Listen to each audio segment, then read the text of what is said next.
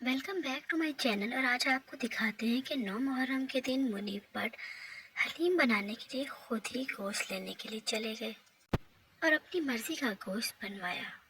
मुनीब भट्ट ने बताया कि हर दफ़ा 9 मुहर्रम को वो और उनके भाई दोनों मिलकर हलीम खुद बनाते हैं, लेकिन इस दफ़ा उनके भाई चूँकि कराची में मौजूद नहीं थे, तो मुनीब ने बताया कि इस दफ़ा वो हलीम ऑर्डर करेंगे और इसके साथ साथ ही वो अमल की फरमाइश पर स्टेक और चपली का भी बनाते रहे।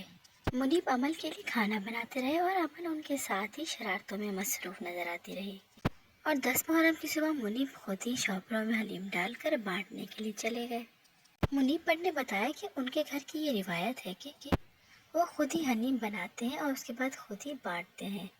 आज की ये वीडियो आपको कैसी लगी कमेंट सेक्शन में ज़रूर बताइएगा, और जाने से पहले हमारी वीडियो को लाइक, शेयर और हमारे चैनल को सब्सक्राइब भी ज़रूर करते जाइएगा, ताकि हमारी हर नई आने वाली वीडियो आप तक बआसानी पहुंच सके।